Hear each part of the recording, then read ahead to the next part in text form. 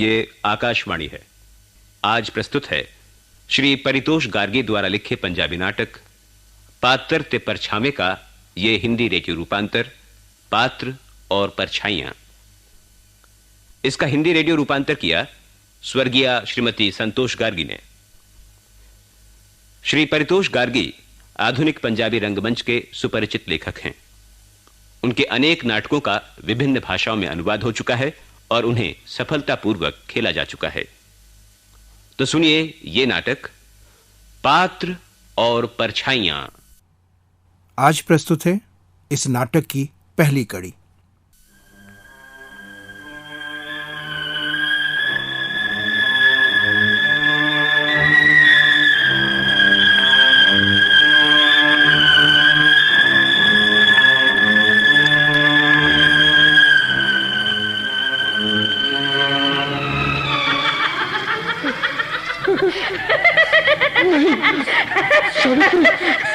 ये छुरा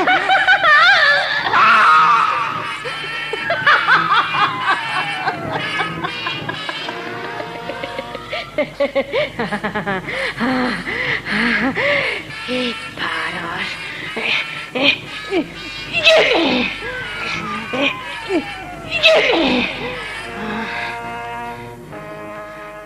मर गया, खत्म हो गया, सब खत्म हो गया, मर गया।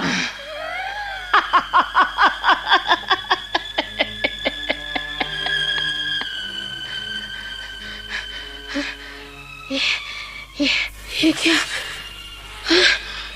ये खून मेरे हाथों पर, खून।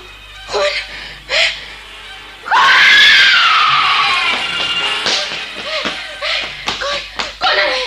कौन आ रहा है? क्या हुआ? क्या हुआ? क्या है? कौन है? कुछ नहीं। होगा क्या? तुम्हें किसने बुलाया यहाँ पर? तुम चीखी नहीं थी? नहीं, मैं क्या चीखती? अजीब बात है, तुम चीखती नहीं तो मैं यूं दौड़कर क्यों आता? मुझे क्या पता? तुम्हें मालूम है कि यहाँ कोई नहीं चीखा था। अब तुम यहाँ खड़े क्या देख रहे हो? जाओ जाओ। अरे अजीब हैरानी की बात है। होगी, बाहर जाकर हैरान होना। जाओ चले जाओ यहाँ से। मुझे आदमी के जात से भी नफरत है। माफ करना, जाता हूँ, मगर ऐसा लगता है तुम्हारी तबीयत ठीक नहीं है। तुम्हें से क्या मतलब है? तुम कौन ऐसे पूछने वाले? खैर, चाहता था बता सकती कि क्या बात थी। खून, लाल गर्म गर्म खून। देखना है? देख लो। खून किया है? कहाँ? कब? किसी आदमी का? आदमी का नहीं, एक मच्छर का, जो खून पी पी कर मोटा हो गया था। पर वो था कौन? है कहाँ? तुम कौन ऐसा पूछने वाले? किसने बुलाया तुम्हें? मुझे किसी से बुलाए जाने की आवश्यकता नहीं। मैं भी तुम्हारी तरह भटकता फिरता हूं। अंतर केवल इतना है कि तुमने खून कर दिया और मैं इसके बारे में सोचता ही रह जाता हूं।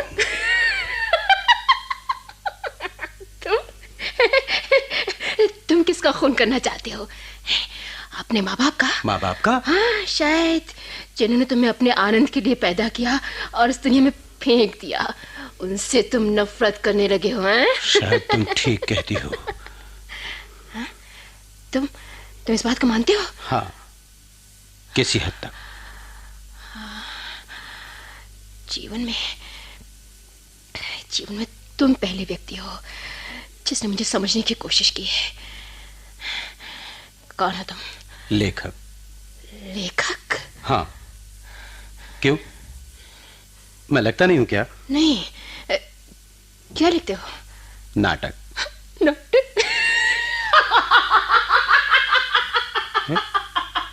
इसमें हंसने की क्या बात है? ये भी लेखक था। उपन्यास लिखा करता था। कौन? जिसका मैंने खून कर दिया। हाँ? मेरी भी यही गति होगी। हाँ, सबकी यही गति होगी। डर गए? तुम्हें खून के नाम से इतना डर क्यों लगता है? या शायद खून खून कहकर तुम मुझे डराना चाहते हो? क्या ये अच्छा लेखक था? हाँ, सफल था। मगर वो है कहाँ? क्या सचमुच तुमने उसका खून किया है? कहाँ है वो? वो पड़ी है उसकी लाश। हाँ? देखो, खुद देख लो। हाँ? कहाँ? अजीब बात है, मुझे तो कुछ भी नहीं दिखाई देता वहां। तो मैं क्या करूं? मैंने उसे मार दिया है। आखिर मार ही दिया ना। सुनो, मुझे तुम्हारे जीवन में दिलचस्पी पैदा हो गई है।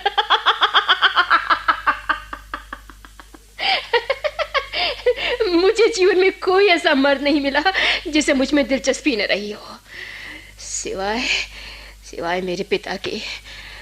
पर वे मर्द न थे, मेरी माँ के गुलाम थे। तुमने मुझे गलत समझा है। मुझे तुम में दिलचस्पी नहीं, केवल तुम्हारे जीवन में दिलचस्पी है। मेरे जीवन में? अरे, मुझे तुम्हारा जीवन अजीब रहस्यपूर्ण लगता है। मैं इस पर एक नाटक लिखूंगा। हाँ। ओह, तो तुम मुझे पात्र के रूप में देखते हो? बिल्कुल।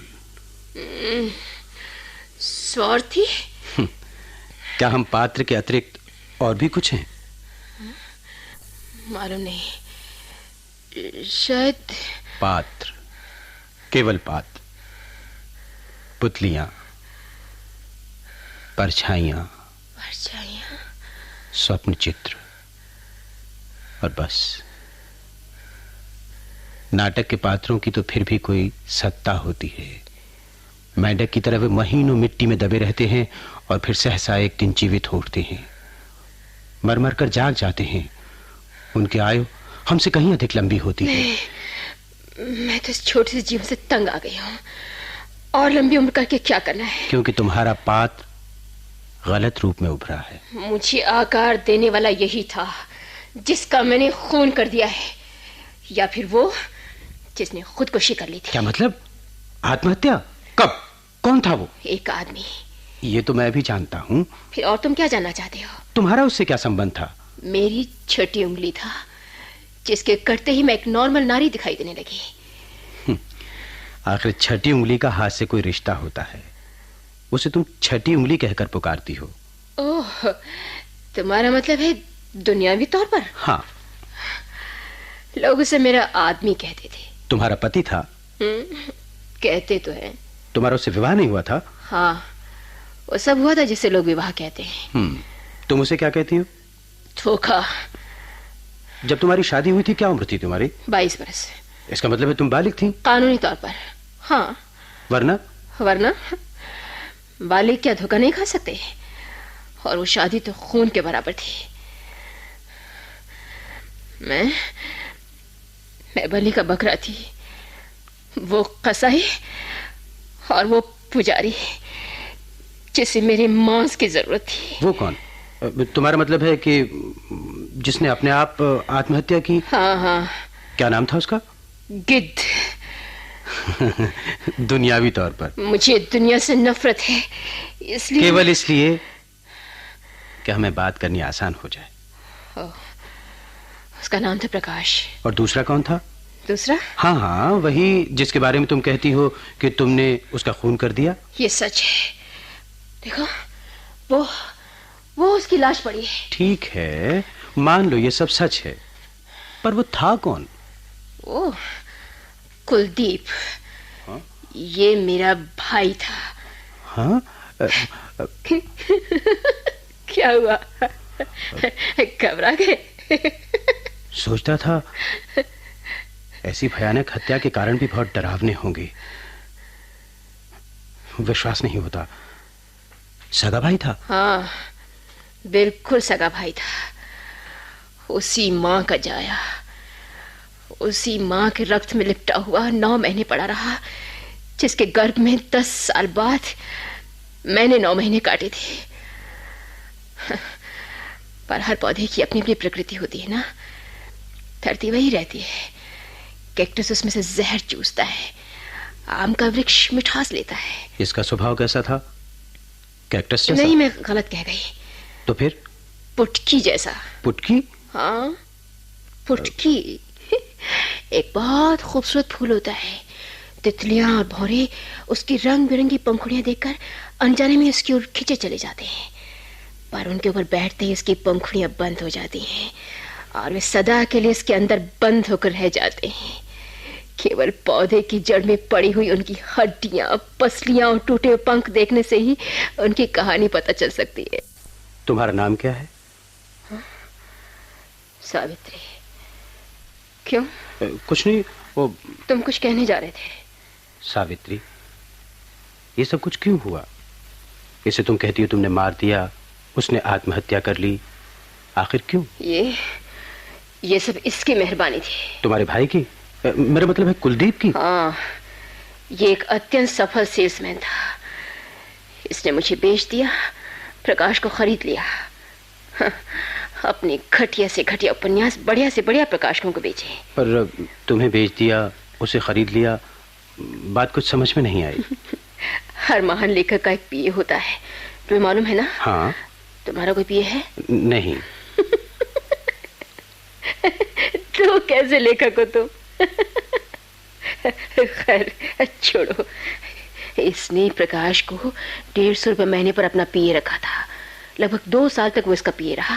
प्रकाश से तुम्हारा परिचय कैसे हुआ? इसके घर धीरे धीरे इसने मेरे सामने उसकी प्रशंसा करनी शुरू की और उसके सम्मुख मेरी प्रशंसा करता रहा। और एक दिन इसकी सेल्समैनशिप ने अपना रंग दिखाना शुरू कर दिया। फिर ये किसी न किसी बहाने हमें अकेला छोड़ जाता। तुम इसके पास ही रहती थी? नहीं, हॉस्टल में। तब तो तुम चाहती तो ना आती, यही ना? हाँ, ये कैसे हो सकता था? ये मेरा गला घोट देता, मुझे जीते जी मार देता। मुझे शुरू से लगता था कि इसका परिणाम अच्छा नहीं होगा। हमें से एक को जाना ही पड़ेगा। यदि ये न जाता तो मैं न होती। ये तुम्हें मार देता? हाँ, या मुझे आत्महत्या करनी पड़ती। पर क्यों? प्रकाश ने क्यों की थी? यही तो मैं तुमसे पूछ रहा हूँ। क्योंकि कभी कभार और कोई उपाय नहीं रहता। इसने हमें एक ऐसी भूल भुलैया में छोड़ दिया था जिसमें से बाहर निकलने का कोई रास्ता स्वयं इसे मालूम न था। जब मैं 10वीं में पढ़ती थी तो एक बार ये मुझे अंग्रेजी की कविता पढ़ा रहा था। रात कितनी अंधेरी, आंधी चल रही है। अरे, बिजली चली गई। ओह, आंखों के सामने तारे से टूट रहे हैं, जैसे कुछ बिखर बिखर कर गिर रहा हो। ये हाँफने की आवाज, जैसे कोई पिशाच हाँफ रहा हो। लगता है लगा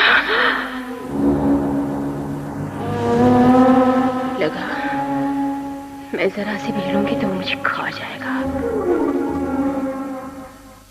मैं आज तक नहीं समझ पाई कि ये आवाज़ें कहाँ से आती थी। तुम्हारे दिल से। हा? तुम्हें कैसे मालूम है? क्योंकि तुम डर गई थी। डर से हमेशा नफरत पैदा होती है और नफरत कभी चुप नहीं बैठती। शायद तुम ठीक कहते हो। मैं चलती फिरती नफरत हूँ। मालूम नहीं इतनी नफरत मुझ में कहां से आ गई। प्रकाश ने विवाह की कितनी देर बाद आत्महत्या की? 2 बरस बाद। क्यों? क्योंकि जीवन उसके लिए बोझ बन गया था। जीवन या शादी? दोनों ही। फिर तुम लोगों ने शादी क्यों की? फिर वही बात, शादी क्यों की?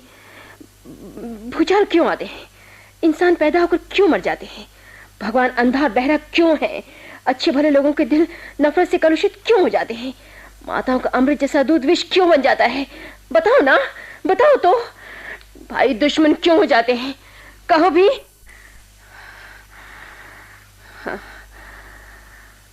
हाँ, आप चुप क्यों? तुम लेखकों को जवाब नहीं दे सकते और मुझसे हर बात का आदि और अंत पूछना चाहते हो। तुम मुझे गलत समझी।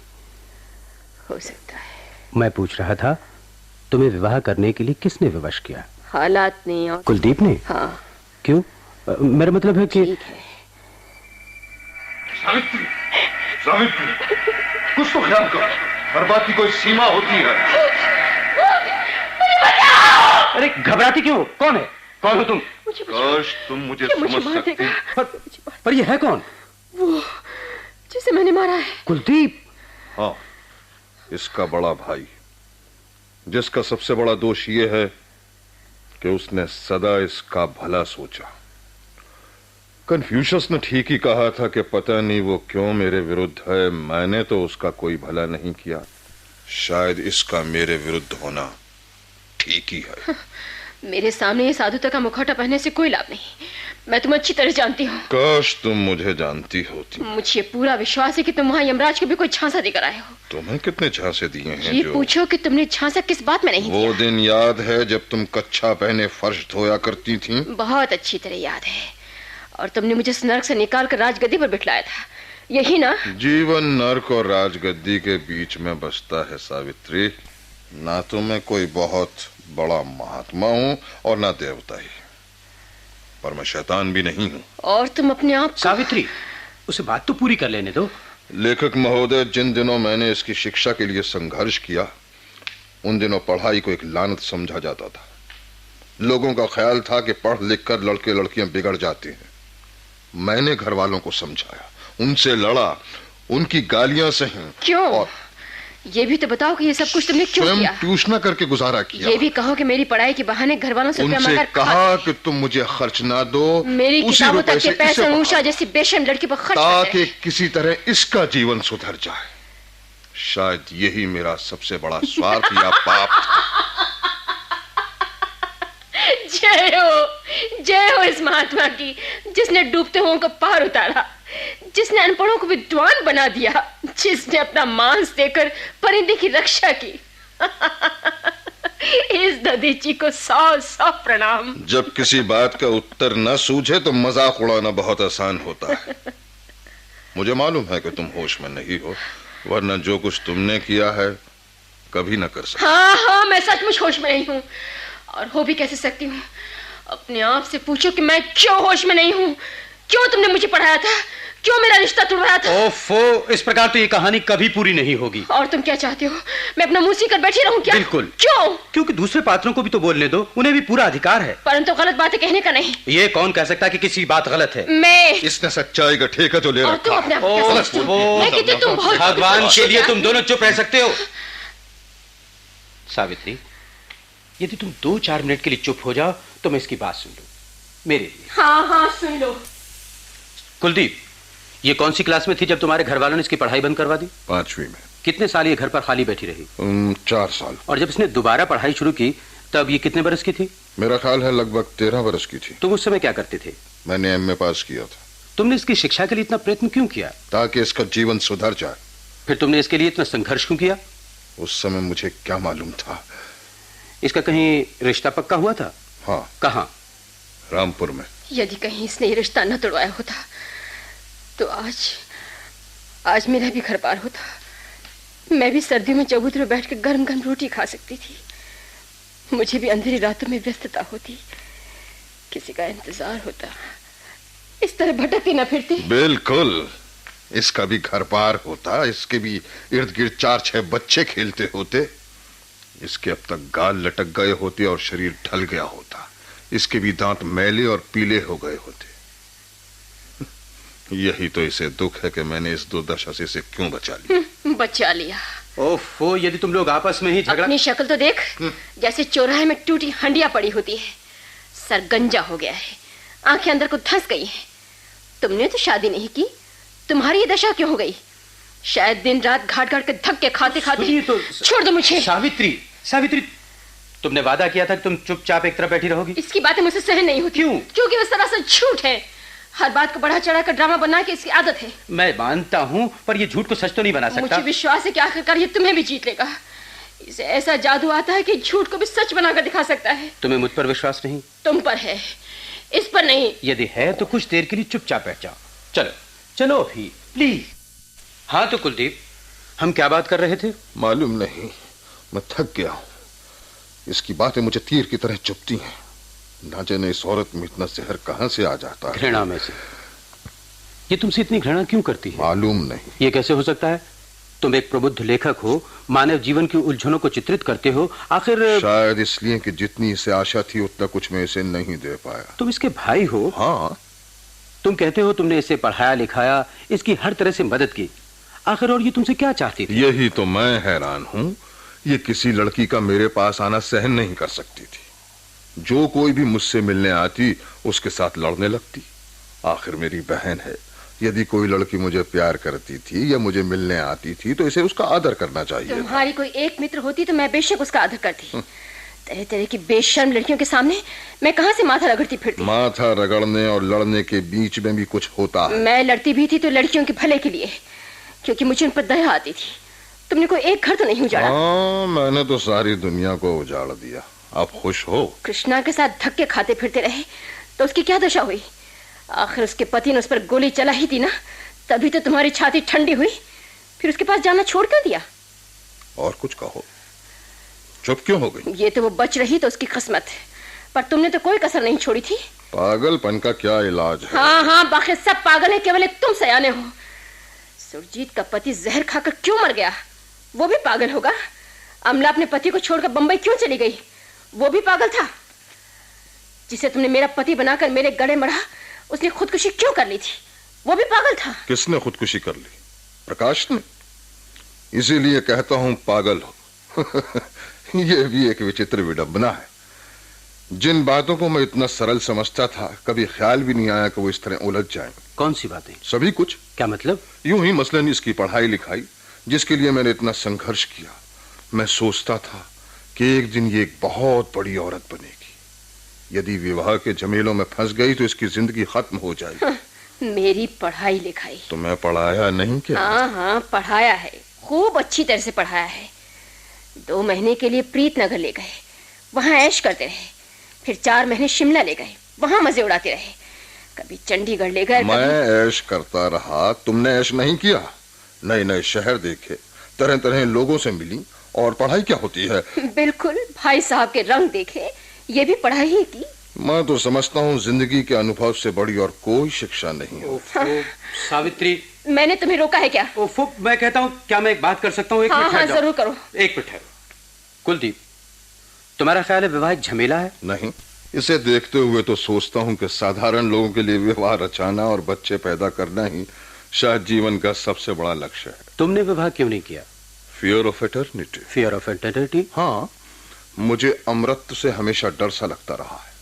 न जाने क्या होगा, सदा सदा की इस अनंत सत्ता में समय कैसे कटता होगा। विवाह में भी मुझे इसी की प्रतिछाया दिखाई देती है। वही घर, वही स्त्री। प्रातः उठे हो, दफ्तर चले जाओ, काम करो, रात को आकर सो जाओ, उसी के साथ ये अत्यंत निर्लज्ज है। मैंने तुमसे पहले ही कहा था। इस लाज शर्म की पुतली से पूछो कि जब ये विलायत में थी तब इसकी शर्म कहाँ गई थी। ओह, आज ये मुझे निर्लज्ज बेशर्म कहता है। ये जिसने संसार का कोई कुकर्म नहीं छोड़ा, जो आज तक दिन रात औरतों के ही पीछे दौड़ता रहा है, भले ही वे कहीं मिल जाए। कोई हो, अंधी, कानी, बूढ़ी, जवान, कोई हो, कैसी हो, औरत हो, आम की तरह खट्टा, मीठा, कच्चा, कैसा भी हो, आम हो। आज ये मुझे उल्टा निर्लज्ज बेशर्म कह रहा है, जिसे पुस्तकें तक खरीदने के लिए जगह जगह कुत्तों की झूठन धोनी पड़ती थी। यदि कभी 2 पैसे बच भी जाते थे तो ये अपनी किसी सगी को लेकर आ धमकता और वह सब हजम कर जाता। आज ही मुझको बेशर्म कहता है। सावित्री, मैं मानता हूँ जो कुछ तुमने कहा है वो बिल्कुल ठीक हो सकता है, पर मुझे उसकी बात भी तो सुन लेने दो। जो कुछ तुम्हें सुनना सुनते रहो, पर मैं अपनी बात की बिना नहीं रह सकती। चलो ठीक है, जैसी तुम्हारी इच्छा। हाँ तो कुलदीप, इन सब बातों के बावजूद मुझे इस पर तनिक भी क्रोध नहीं आता। इसे तुम पर इतना गुस्सा क्यों है? मैंने इसे विलायत जाने से बहुत रोका। क्यों? मैं जानता था कि विलायत के जीवन का प्रभाव इस पर अच्छा नहीं होगा, पर यह मेरी हर बात को उल्टी दृष्टि से देखती रही है। इसका ख्याल था कि संभव है इसमें भी मेरा कोई स्वार्थ छिपा हो।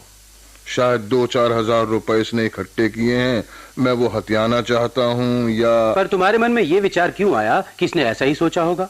क्योंकि इससे सेक्स और पैसे का मीनिया रहा है। विलायत जाकर तो इसकी दशा कुछ अधिक बिगड़ गई। ये तुम्हारा इतना विरोध क्यों करती है? ये सब कुछ उसी के बाद हुआ। किसके बाद? विलायत से आने के बाद। क्यों? जीवन का एक मोटा सिद्धांत है लेखक महोदय, कि यदि तुम लोगों को इस्तेमाल नहीं कर सकते तो वो तुम्हें इस्तेमाल करेंगे। इसके साथ भी वही हुआ। हर किसी ने इससे फायदा उठाया। किस तरह? हर प्रकार से। जैसे इसने, और किस तरह? और बाद में वो सब एक एक करके से छोड़ते गए। ये दुखी रहने लगी और कोई बलि का बकरा ढूंढने लगी जिस पर अपने सारे अस्त व्यस्त जीवन का दोष मढ़कर ये स्वयं उससे मुक्त हो सके। और वो बलि का बकरा बनाया इसने मुझे। कि हर किसी का इस्तेमाल करने में विश्वास रखता है, भले ही वो माँ हो या बहन। प्रकाश के साथ विवाह इसने अपनी मर्जी से किया था। तो और क्या किसी ने इसे पकड़कर वेदी पर बिठाया था? क्या किसी को केवल शारीरिक रूप से विवश किया जा सकता है? सावित्री, 1 मिनट प्लीज, 1 मिनट, केवल 1 मिनट के लिए अपनी जगह पर जाकर बैठ जाओ प्लीज। मुझे 1-2 बातें कर लेने दो, उससे बस। चलो आओ। कुलदीप, प्रकाश तुम्हारे पास नौकरी करता था? हाँ। क्या वेतन पाता था? 150 रुपया मासिक। मेरा पीए था, उसके बिना मुझे काम करना बहुत मुश्किल लगता था। मैं रोटी के बिना रह सकता हूं, पर पीए के बिना नहीं। क्या तुम जानते थे कि सावित्री और वो एक दूसरे से प्रेम करते हैं? जब मुझे पता चला तो मैंने इसे बुलाकर समझाया, सारी बातें खोलकर बताई कि प्रकाश केवल 8वीं क्लास पास है, देखने में ऐसा ही है, इसका बाप गरीब है, माँ एक दाई है, समस्त परिवार अशिक्षित है, इससे तुम्हारी कोई तुलना नहीं। ये बात नहीं कि मैं प्रेम विवाह का विरोधी हूँ, प्यार करना कोई पाप नहीं, पर उसके लिए चुनाव तो उपयुक्त तो होना चाहिए। उपयुक्त से तुम्हारा मतलब है कि पैसे वाला? नहीं, बिल्कुल नहीं, पैसे की बात नहीं, पर वो किसी तरह से तो यानी मेल खाता हो। ये बताओ कि विवाह मुझे क्यों करना पड़ा? मैं क्या जानूं? तुम बहुत अच्छी तरह से जानते हो सकता है। हाँ, कहने लगा। सबको पता लग चुका है, तुम्हारी बदनामी होगी। फिर मुझे दोष ना देना, यदि तुम विवाह नहीं करना चाहती तो भले ही ना करो, पर ये ना हो कि कल को तुम कहो कि ना इसने स्वयं विवाह किया और ना मुझे करने दिया। मैं तुम्हारी हर प्रकार से सहायता करने के लिए तैयार हूं। तनिक सोचो, यदि तुम डॉक्टर के पास भी जाओगी तो वहां भी किसी न किसी को रजिस्टर में तो दस्तखत करने पड़ेंगे। वो पूछेगा,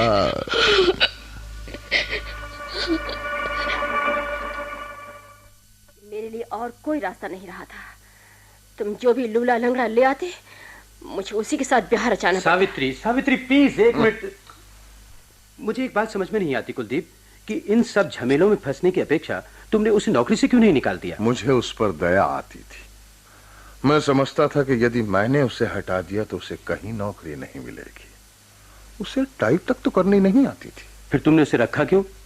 150 रुपए मासिक पर तो तुम्हें उससे भी कहीं अच्छा पीए मिल सकता था। पीए मिल सकता था, पर बहन के लिए वर नहीं। ये वर मैंने ढूंढा? और नहीं तो क्या? मैंने इसका विरोध नहीं किया, केवल दिखाने के लिए मैंने वही बताया जो कुछ हुआ था। क्या हुआ था? जो कुछ तुम्हें मालूम है। पर जो कुछ तुमने किया है वैसा करते हुए तो बेशर्म से बेशर्म लड़के भी शर्मा जाती। क्योंकि जो कुछ तुमने किया है वो शैतान से शैतान और जलील से जलील भाई भी नहीं कर सकता। और तुमने तो खूब भलमनसाहत दिखाई। बिल्कुल। और क्या कुछ दंड देना चाहती हो? काश मैं तुम्हारा खून कर सकती और उन सब का जिन्होंने मुझे इस हालत पर पहुंचाया। उन अभागों को क्या पता था कि जिसे वे डिप्टी कह कर तो लाते हैं, एक दिन वो बड़ा होकर उन पर ही छुरी चलाएगा। लेखक महोदय, देखा मैंने तुमसे क्या कहा था? क्या कहा था? यही कि ये बात बात पर बहक जाती। हाँ, मैं बहक जाती हूँ। तुम नहीं बहकते, वे नहीं बहके, वे जो तेरे जैसों को जन्म देकर स्वयं चलते बने। काश उन्हें पता होता, ताकि आज ये दिन ना आता। काश मैं पैदा ही ना हुई होती। काश मुझसे कोई मेरा जीवन वापस ले ले। सावित्री चुप रहो, धीरज रखो। हाँ तो कुलदीप, काश मैं रो सकता। क्या ये सचमुच एक दूसरे से प्रेम करते थे? बताया तो है मैंने। तो इतने झगड़े क्यों हुए? मुझे क्या मालूम। तुम समझते हो क्या सभी प्रेम विवाह सफल हो जाते? नहीं। फिर? पर आखिर ये आत्महत्या की नौबत क्यों आई? क्योंकि मुझे कहना तो नहीं चाहिए, पर वो एक अत्यंत बुज़दिल और घटिया किस्म का व्यक्ति था। किस तरह? हर तरह से।